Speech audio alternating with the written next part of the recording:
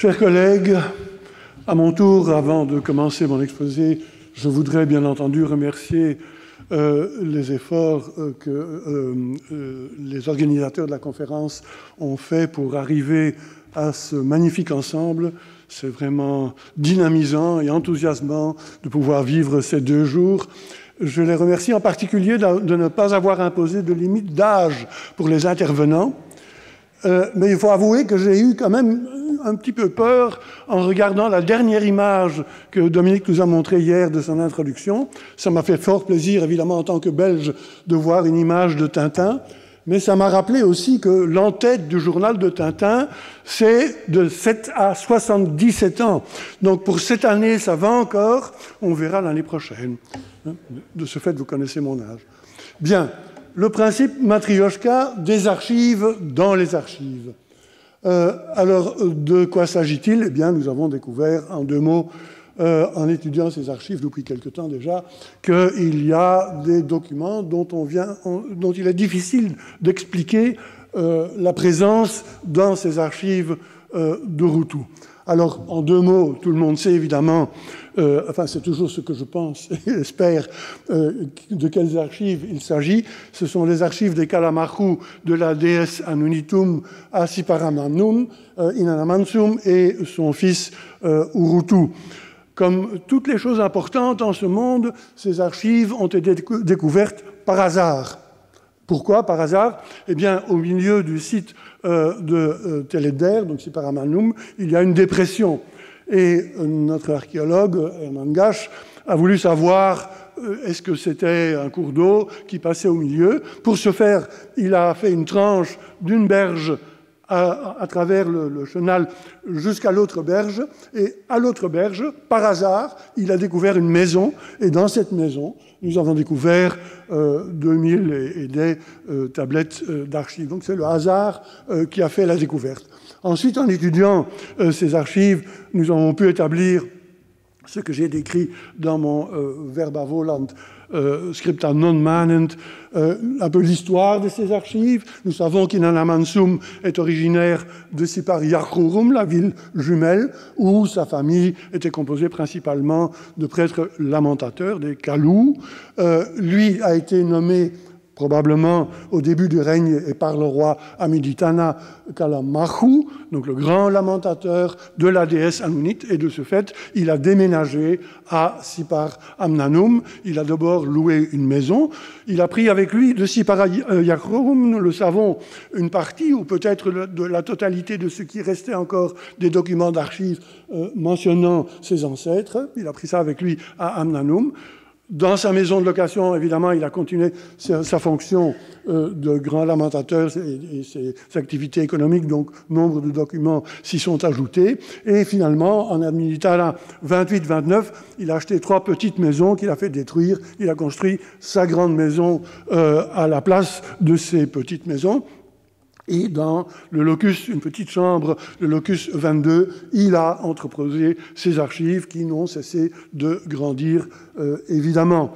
Et son fils, Urrutu, quand il est décédé après quelques troubles entre les frères, a repris sa charge et a continué d'ajouter à ses archives. Et c'est tout à fait à la fin de l'occupation de la maison que, juste après ou pendant qu'on était en train de refaire la maison, on a refait les sols, on a sorti les documents d'archives de la petite chambre, on a refait le sol, on les a remis dedans, ce qui explique peut-être un peu le désordre dans lequel on les a trouvés malheureusement. Et Urrutu a fait construire une ajoute à la maison, à l'arrière, avec une nouvelle chambre d'archives qui avait le double du volume de l'ancienne chambre et qui était visiblement devenue trop petite. Et c'est pendant le tri et le déplacement des documents de l'ancienne chambre d'archives qu'ils étaient en train de mettre dans la nouvelle chambre d'archives que la catastrophe est arrivée, très grave pour eux, et c'est le plus grand bonheur pour nous, évidemment, comme toujours. Il y a eu le feu à la maison, le toit s'est effondré, les habitants se sont enfuis, Et, chose remarquable, personne n'est jamais revenu pour prendre ces documents, qui étaient quand même des documents de propriété foncière, etc. On retrouve une trace dans un texte de Sipariakrurum d'un des enfants du frère de Rutu, Khuzalum, mais après, c'est fini. Donc nous sommes alors à Mitsaduqa 18-19. Voilà, donc ça pour situer les archives. Alors, de quoi se composent ces archives? Combien de textes y a-t-il? Eh bien, ils ont été numérotés par Hermann Gasch et Léon de Meyer de DI, donc Der Inscriptions, les inscriptions de Der 79 à 22-57. Pourquoi à partir de 79? Parce qu'ils ont commencé à fouiller à un autre endroit, le chantier A, où ils ont trouvé 78 tablettes qui ont été copiées et publiées par Léon de Meyer dans un volume de Teleder, de la série Teleder. Et donc c'est à partir de 79 qu'on commence à numéroter les documents des archives dans la maison de Inanna Mansum et Urutu. Ça fait donc en tout 2179 tablettes. Mais dans ces numéros sont compris aussi des groupes de fragments de tablettes. Donc c'est un peu plus, c'est un peu moins, il y a des joints aussi. Donc encore une fois, ça donne une indication, ce n'est pas un chiffre absolu. De ces 2179 tablettes, si nous voulons étudier vraiment ce qui est l'archive, eh bien, nous devons retirer les 65 tablettes d'apprentissage, les tablettes dites scolaires, alors que, évidemment, il n'y avait pas d'école à cet endroit, mais un apprentissage de l'écriture, ce qui fait qu'il nous reste 2113 tablettes véritablement d'archives dans la chambre 22. Alors, pour notre propos aujourd'hui, nous pouvons diviser ces 2113 tablettes en deux groupes. Le groupe qui est attendu normalement dans une archive de ce genre, et puis le groupe inattendu dans les archives de ce type. Les attendus, c'est évidemment, ce sont les textes juridiques, ce sont les contrats au nom des Kalamakou, hein, là où ils prêtent de l'argent, ils achètent, ils louent, etc. Ensuite, les documents comptables, les listes, les tables, les notes, et nous verrons qu'il y en a pas mal. Et là, nous commençons déjà à entrer dans la difficulté de reconstituer des archives. La première catégorie, aucun problème, on les attribue au Kalamakou, Inanna Mansum, Urutu. La deuxième catégorie, souvent, ne mentionne pas les Kalamakou, ne mentionne pas de nom, ce sont des listes, etc. Si on les avait trouvés hors contexte, eh bien, on aurait eu le plus grand problème pour pouvoir les rattacher à ces archives.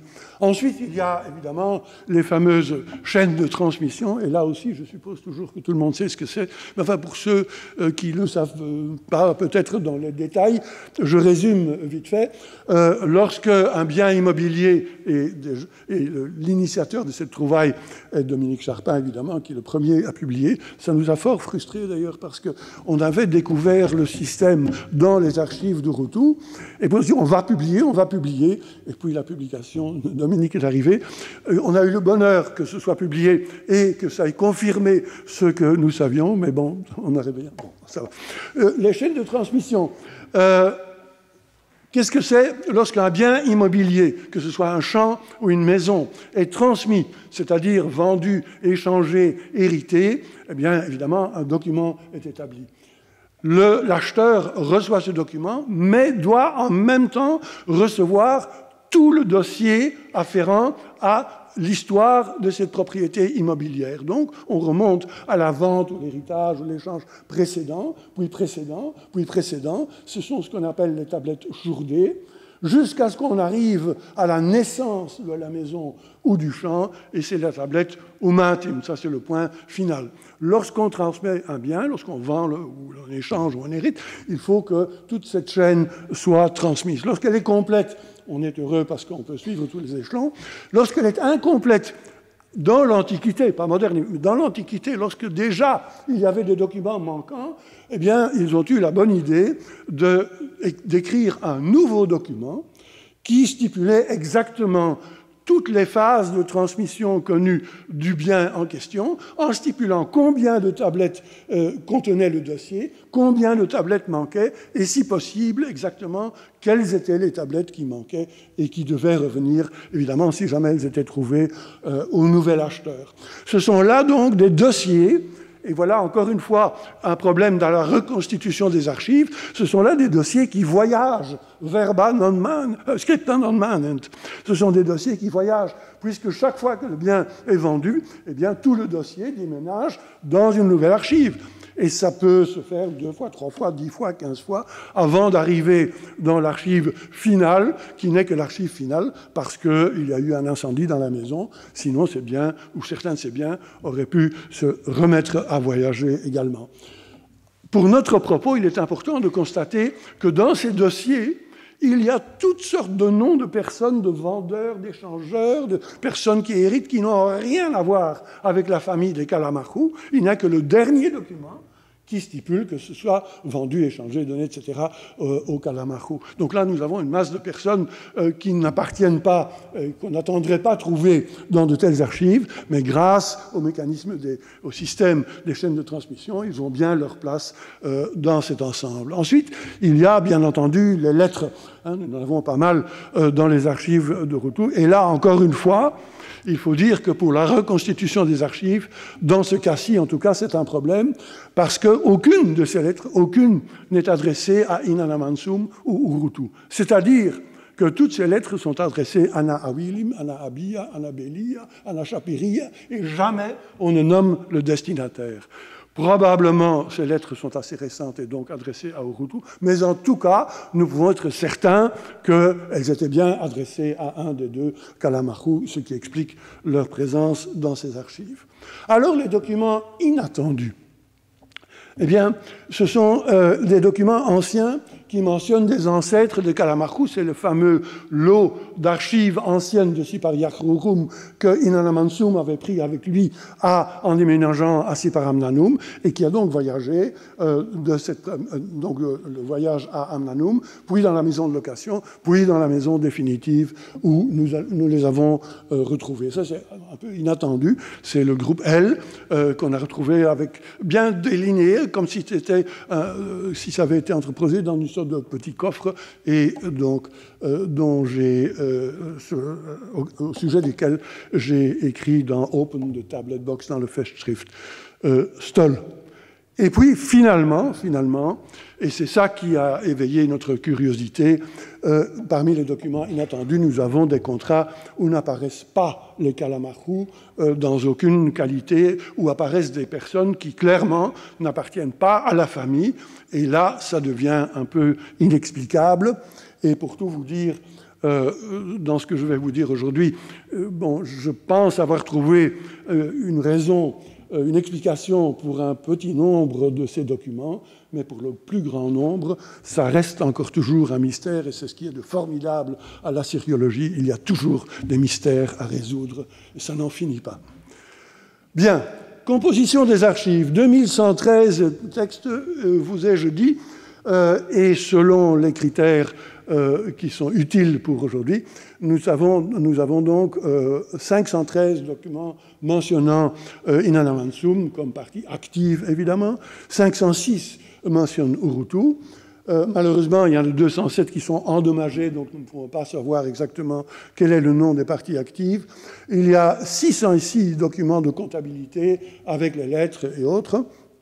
Il y a 92 documents de famille, ce sont les documents concernant les ancêtres qui ont été amenés à partir de Sipariakhrum. Et finalement, il y a 189 documents qui mentionnent des acteurs différents.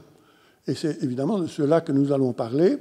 Et nous allons, encore une fois, diminuer le nombre, puisque, comme je l'ai dit, les personnes mentionnées dans les chaînes de transmission, eh bien, leur présence, on peut dire, est justifiée. Ce ne sont pas des éléments extérieurs, ils sont justifiés par les scènes, donc il faut encore les déduire. Il y en a 99, ce qui fait que nous restons avec quand même 90 documents qui n'appartiennent clairement pas, normalement, aux archives des Calamachu. On peut les diviser par genre, approximativement. 34 prêts, 10 locations de champs ou de maisons, 12 locations de moissonneurs, 5 avances sur achat, nous reviendrons là-dessus, 2 des reçus de taxes, 10 reçus en général, 2 documents divers et 10 ventes, en spécifiant bien que ce ne sont pas des ventes immobilières, parce que celles-là se trouvent dans les chaînes, ce sont des ventes d'esclaves ou d'animaux. Bien. Ça nous dit quelque chose, hein, il y a beaucoup de prêts, évidemment, ça nous dit quelque chose, mais ça ne nous dit pas encore tout. Et l'approche que j'ai choisie pour essayer d'élucider quelque peu ce problème, c'est de ne pas travailler par genre, mais de travailler par personne. Qui sont ces acteurs étrangers dans les archives des Calamachu? Et ces acteurs étrangers, eh bien, il y en a quelques-uns qui ont une fonction importante, c'est ce qu'on pourrait appeler les dignitaires voyageurs, les hauts placés itinérants, on pourrait dire. Et de qui s'agit-il? De l'Abit Sabim, évidemment, haut militaire, du Muer Tsab, Bab et Kalim, et sans doute aussi du Galaboum, du Choui. Et ce n'est pas moi qui le dis, et ça fait toujours plaisir de pouvoir citer celui qui vous a invité à un colloque. C'est Dominique Sarpin, déjà en 1982, qui avait dit ainsi, ou tous les Shtar, dont le bureau est situé à Babylone, loue-t-il des terres dans la région de Dilbat. Et cette situation dit en plus qu'il n'y paraît à première vue. Il loue des terres à Dilbat. Et vous verrez que c'est important. Dominique, à juste titre, n'a pas dit il est propriétaire, mais il loue des terres dans la région de Dilbat. Stoll a également abondé dans le même sens. Es gab in dieser spätbabylonische Zeit einige sehr hohe Beamte, die wohl in Babel residierte und denen wir in Texten aus Sipar, Dilbat und Kish begegnen. Et il spécifie Abitsabim, Chandabakum et le Muerum. Alors, qui sont ces personnes dans les archives de Rutu? Nous avons Marduk Mushalim, un Abitsabim, nous avons Marduk Mubalit, un Galabum, et Marduk Mushalim Muerum. Le premier, comme vous voyez, est mentionné 18 fois dans les archives, donc sans le nom de Inanamansum ou Rutu, donc ce sont vraiment des documents à lui. Une fois, parmi ces 18, il y en a quand même un qui mentionne Inanamansum. Et nous verrons que ça a son importance assez crucial. Hors des archives, il est connu encore dans 7 textes, et les dates Amiditana 13 à Amiditana 29, selon mes recherches. Marduk Mubalit Galabum, 11 textes dans les archives, dont un également mentionnant Inanamansum, et là aussi, ça a son importance, comme j'espère pouvoir le démontrer. Hors des archives, encore un texte. Marduk Mushalim, je le mentionne, mais nous n'aurons pas le temps de discuter, mais il n'a de toute façon que 3 textes, ce sont les 2 premiers qui vont retenir notre attention. Il faut ajouter à cela que dans les archives, parmi les étrangers à qui on ne s'entend pas de les trouver, il y a 2 Lamassani, 2 Nanditum de Shamash, évidemment. La première est explicitement dite fille de Marduk Mushalim Abitsabim. La seconde est fille d'un Marduk Mubalit. Là, on n'est pas sûr. Pour le premier, on est sûr que c'est bien la fille de l'Abitsabim. Et donc, non seulement lui-même, mais aussi sa fille qu'il a placée à Sipar Yahurum comme Naditum, elle aussi dépose des documents dans les archives de Rutu, de Inanamansum et de Rutu. Alors, quels sont ces textes? Nous commençons par Marduk Mushalim Abitsabim. Il y a 2, 4, 5 textes d'avance. Qu'est-ce que c'est les avances? Eh bien, ce ne sont pas les documents d'achat, mais ce sont les documents qui précèdent l'achat. Quelqu'un paye un certain montant, ici, vous voyez, Wiggin d'argent, de l'orge, etc.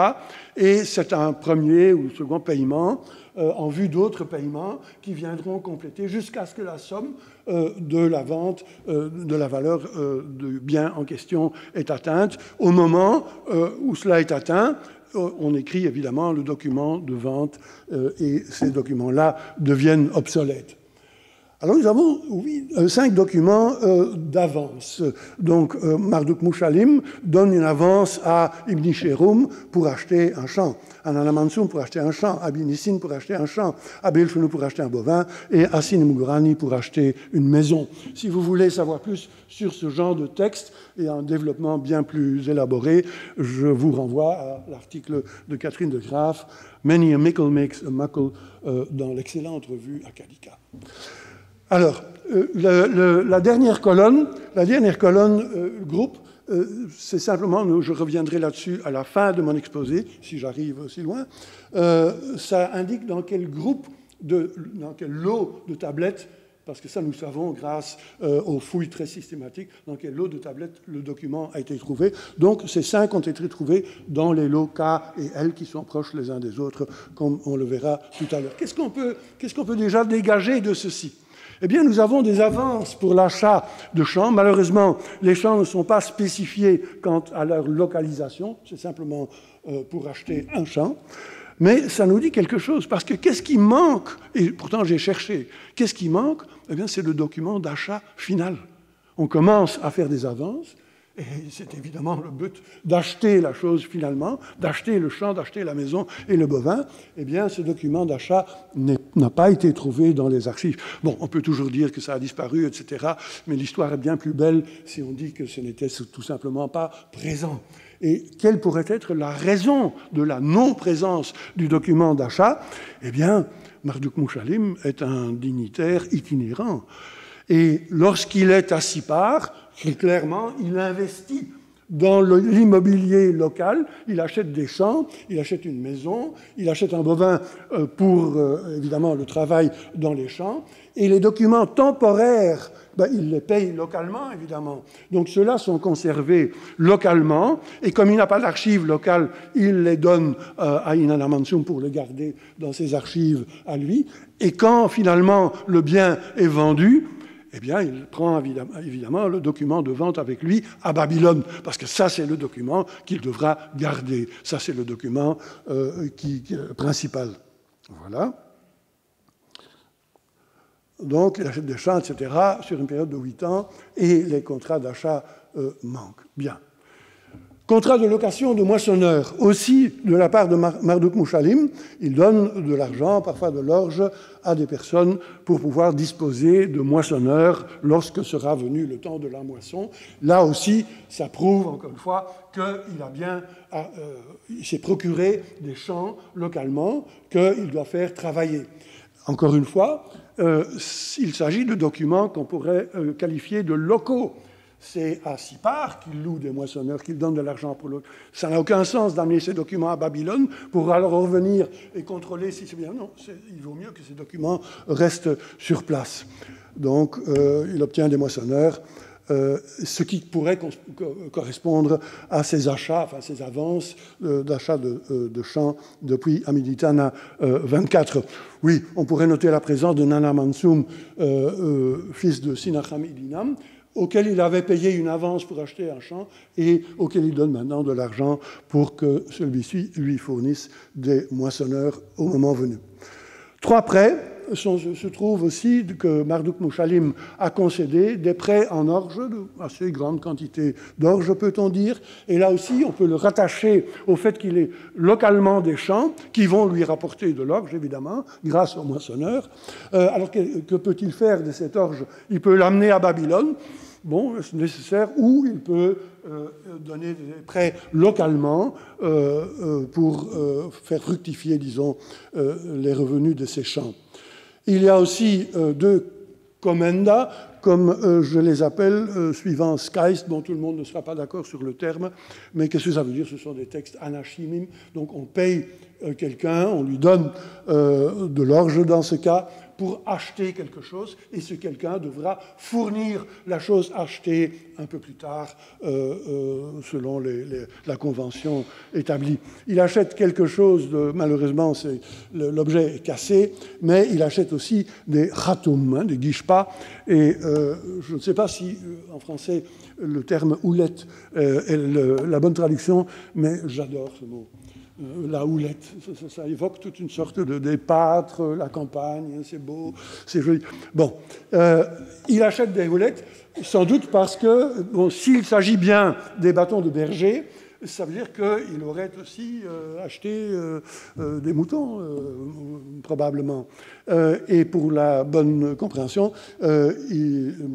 les Kalamaru aussi achètent des Khatum en Amitana 22 et Urutu en achète en Amitsaduka 8. Donc c'était quelque chose qu'il fallait aller chercher ailleurs, hein, parce que ça revient d'une caravane, et que, oui, on en avait besoin régulièrement des nouveaux. Et alors finalement, un acte d'achat d'un esclave pour lequel il est précisé « Will it beat him sha sipar ». Donc littéralement, c'est quelqu'un qui a été conçu dans la maison, mais ce qui est important ici, c'est « a sipar ». Alors, est-ce qu'il achète un esclave pour l'amener à Babylone? Tout est possible, évidemment, mais puisqu'il a des champs, puisqu'il a une maison, etc., il a peut-être besoin aussi de main-d'œuvre et de main-d'œuvre qui puisse être assistée par un esclave. Et si cet esclave, en effet, est acheté et reste à Sipar, ce serait encore une fois un exemple d'un texte à valeur locale, pourrait-on dire, qui ne doit pas nécessairement être emporté à Babylone. Alors j'en arrive au seul texte où Marduk Mushalim Erin, donc Abitsabim, est mentionné et qui mentionne également Inanna Mansum. Il s'agit d'un connoissement. Hein. Bon, vous êtes français, vous savez tous ce que c'est un connoissement. C'est Klaas Weenhoff, dans un article qui avait proposé cette traduction pour Shubultum, dans le cas des textes de Sipar, et dans les archives, nous en avons quand même une bonne dizaine. Qu'est-ce que c'est? Un Shubultum ou un connoissement, ça vient des contrats anciens de la marine, où on spécifiait qui envoyait par quel bateau, à qui, et quand, etc., une certaine cargaison, un certain produit, ce qu'on appelle en anglais, en fait, a bill of lading. Et donc, il est mentionné dans un connoissement. Alors, qu'est-ce que ce connoissement nous dit? 16 et 5/6 de shekel d'argent et le shubultum d'Inanna Mansum pour Marduk Mushalim Abitsabim. Donc, il y a une certaine somme, plus ou moins importante, qui part de chez Inanna Mansum et qui est destinée à Marduk Mushalim Abitsabim. Notre grande frustration avec ce genre de texte, c'est qu'on décrit donc pour qui est-ce qui est envoyé, qui est-ce qui l'a apporté, quand est-ce que ça doit être remis, etc. Mais jamais la raison, jamais le pourquoi. Et c'est là toujours que les Mésopotamiens nous frustre. Ils n'arrivent pas très souvent à dire le pourquoi des choses, qui était évident pour eux, évidemment. Shlomo Lipsi, le capitaine de Sipar à Babylone, il a envoyé. Lorsqu'il arrivera à Babylone, il donnera les 16 5/6 de shekel d'argent à Marduk Mushalim Abitsabim. Et alors, il prendra la tablette de Marduk Mubalit Abitsabim et il cassera sa tablette. S'il ne prend pas la tablette, il sera fait selon l'ordonnance royale Kima Tzimdat Sharim. Alors la tablette, et c'est le seul, nous avons une série de textes, et je pense que c'est le seul où on mentionne la tablette qui doit être cassée. Alors la tablette qui doit être cassée, c'est assez évident, évidemment. On vous apporte 16 et 5/6 de shekel d'argent, vous devez donner en échange la tablette qui sera cassée, qui sera détruite, ou enfin invalidée, n'importe. Ben, il s'agit évidemment d'un emprunt, évidemment, il s'agit d'un document qui indique que Inanna Mansum avait une dette de 16 et 5/6 de shekel vis-à-vis de Marduk Mushalim, qui à ce moment-là réside à Babylone. Et quelle peut être cette dette? Eh bien, je pense, et nous verrons avec le deuxième dossier que je vous présente, c'est peut-être encore un peu plus clair, je pense que cela explique la présence des prêts que Marduk Mushalim a concédés à Sipar. Qu'est-ce qu'il en a fait? Encore une fois, il a des rapports de ses champs, etc. Donc, il donne des prêts. Et au lieu de les emporter avec lui, ces documents d'emprunt à Babylone, où il ne sait rien en faire, il doit revenir pour reconnaître, il va les donner localement à son égal, son ami, etc., Inanna Mansum. pour qu'il les conserve et pour qu'il puisse recouvrir la dette in alamansum, puisqu'il a les documents. Mais évidemment, ce n'est pas un cadeau, puisque la recette, ce qui est rendu par les débiteurs, doit évidemment parvenir à Marduk Muchalim. Et ça, c'est la raison, je pense, pour laquelle ce Shubultum est établi. Et on voit clairement qu'il y a une tablette par laquelle Marduk Muchalim, si besoin en est, peut prouver qu'il y a une dette et qu'on doit le rembourser. Le deuxième dossier est encore plus explicite à cet égard. Donc, un petit résumé, il investit localement en achetant des champs, une maison, un bovidé, un esclave. On le trouve à Sipar, à Méditerranée 13 et 14, des allocations d'orge pour les troupes, évidemment, qu'il voyage avec les troupes, entre autres. Plus tard, on le trouve à Sipar, en Méditerranée 29. Donc, il calcule le travail de corvée des troupes à Sipar. En 33, il est fait mention d'un champ qu'il avait acheté. Donc, anciennement, il avait acheté. En 1934, son fils et ses frères donnent un champ en location. Et là, nous arrivons sur la communication de Wiebke Meinhold, évidemment. Ses enfants avaient gardé en propriété commune un champ qu'ils donnent en location. Mais ce sont ses enfants, ce n'est plus lui. Et en Amitsadouka 1, ses enfants donnent à louer une maison, gardée aussi en propriété commune. Donc on peut déduire qu'entre Amitana 29 et 33, probablement, Marduk Muchalim n'était plus de ce monde, qu'il a dû décéder entre les deux, et que donc ses fils ont repris ses affaires. Nous arrivons au deuxième dossier, Marduk Mubalit Galabum. 11 documents des archives, un en dehors, et vous pouvez déjà deviner évidemment ce que c'est ce un en dehors, ce sera également un Shubultum. Là, nous avons des prêts, nous en avons 8. Nous avons retrouvé 8 prêts concédés par Marduk Mubalit Galabum à Sipar Amnan, enfin à Sipar. C'est de l'orge, principalement le revenu de ces champs, évidemment, mais également 10 guines d'argent et 1,5 guines d'argent dans des documents un peu spéciaux. C'est-à-dire, ce sont des prêts, mais les prêts sont formulés 10 guines d'argent pour l'achat d'un esclave, par exemple. Alors nous, on se dit, dans ce cas, c'est un commenda, donc on donne de l'argent et on va recevoir un esclave ultérieurement en retour. Seulement ici, il est précisé anacham wardim, mais le retour doit se faire en argent.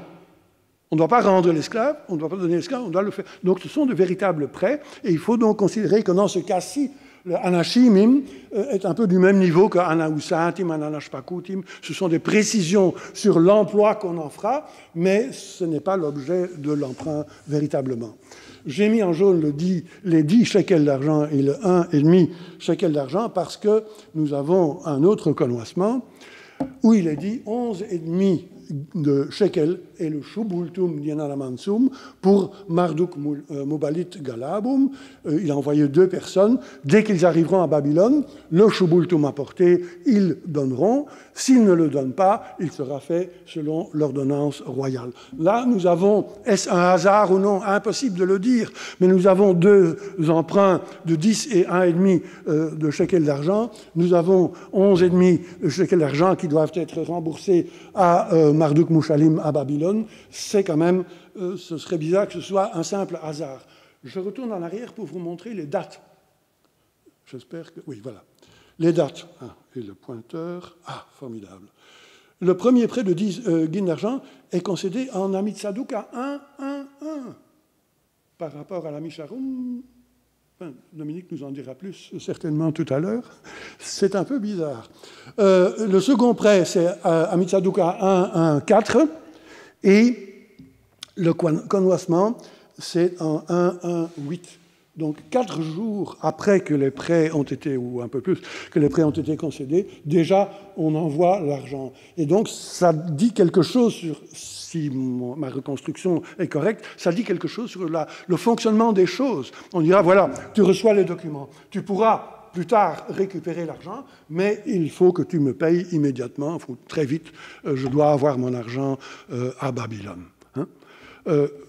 Pour autant qu'on voit, encore une fois, c'est une chose, c'est quand même assez exceptionnel, 11,5 doivent être remboursés, 11,5 doivent être remis à Marduk Mubalit Galabum, à Babylone. Où est le profit du Kalamachum dans tout cela? Eh bien, il n'existe pas. Quel peut être le but alors de ce genre d'opération? Eh bien, je crois qu'il faut situer ça dans la sphère de les bonnes relations avec les dignitaires haut placés. Combien de lettres n'avons-nous pas où quelqu'un demande à quelqu'un d'autre qui est à Babylone d'intercéder auprès de tel ou tel haut fonctionnaire qu'il connaît bien, etc. Donc avoir de bonnes relations avec ces gens, même sans faire de profit matériel, je pense que c'était une chose très très importante dans cette société. Oui, donc encore, il a un commenda. Alors c'est un vrai, il donne un shekel d'argent pour acheter du sésame. Il y a un petit document IOU, donc Eli Ishu. Il y a un contrat de location de moissonneur, un seul, mais ça prouve que lui aussi avait des champs localement. Donc il dépose dans des archives de documents d'usage local, dirais-je, des prêts accordés localement, qu'il se fait payer assez rapidement à Babylone. Et si, mais alors on est tout à fait dans l'hypothèse, si le Mizrarum invalide les documents, eh bien, Inanna Mansum n'a pas fait une très bonne affaire, évidemment, parce qu'il rembourse ce qu'il ne pourra peut-être plus jamais recevoir. Et d'ailleurs, la présence de ces documents dans les archives montre que probablement ça n'a jamais été recouvré. Un paiement à l'avance du sésame, etc., un contrat de location. Oui, voilà. Alors, bon, jusque-là, on est dans ce qui pourrait être une explication, et je ne sais pas où j'en suis avec le temps. 5 minutes, merci beaucoup. Oui, ça devrait suffire. Jusqu'ici, nous avons parlé des hauts fonctionnaires itinérants. Les autres qui sont documentés dans les archives, je dirais, ce sont des personnages locaux. Ce ne sont pas des personnages qui voyagent, ce sont des locaux. Et là, l'explication devient beaucoup plus difficile. J'ai pris comme exemple une figure locale, Shamashata Kalim, un saraboum, donc un maître brasseur, qui donne une avance d'argent, 6 shekels pour acheter 4 meules, et il donne 7 pichous de bière pour une caravane qui va lui rapporter les meules et qui, lorsqu'elle sera bien revenue, devra lui payer les 7 pichous de bière. Hein, on ne jette rien. Un prêt, 930 litres d'orge à l'anage pakoutim, et alors, bizarrement, 2 reçus. Et ce sont des reçus de taxes. Il paye 552 litres et 10 240 litres de drèche, donc c'est le restant de la production de la bière, comme taxe nemetum. Bon, que le saboum paye la taxe nemetum, pas de problème, on le savait. Mais il paye cette taxe nemetum, est-il précisé dans les textes, non pas à Sipar, mais à Dimat Enlil. Nous savons depuis la publication de Steinkeller que Dimat Enlil se trouvait dans les environs de Sipar, certainement. Mais pourquoi un maître brasseur qui paye sa taxe, qui doit être déposée dans le Nakamtum de Dimat Enlil, pourquoi entrepose-t-il ces documents dans les archives d'Inanna Mansum à ce moment-là? Et on les a retrouvés, fait exceptionnel dans le désordre de ces archives, on les a retrouvés ensemble avec les paiements de taxes Igisum de l'ancienne famille Kalou de Inanna Mansum à Sipar-Yakurum. Donc c'est un petit groupe de paiement de taxes qui est rassemblé là, et on ne sait pas très bien pourquoi ceux de... Enfin, moi, je ne sais pas très bien, j'espère que vous le saurez, vous me direz dans quelques minutes pourquoi ça a été opposé là. Oui, j'avais fait un petit aperçu, nous allons passer rapidement là-dessus en regardant le total des différents genres, si on peut dire, ce que nous avons déjà vu avec les fonctionnaires itinérants, en ajoutant les lamassani qui appartiennent à la même famille, le Shamashta-Kalim, le Saboum. Il reste en fait 42 documents individuels. Ce sont des gens qui apparaissent une fois, mais qui déposent un document, et surtout, les plus grandes catégories, c'est la location de champs, les prêts évidemment, les ventes d'esclaves ou d'animaux, et qui déposent un document de chaque fois de ce type dans les archives. Et alors pourquoi?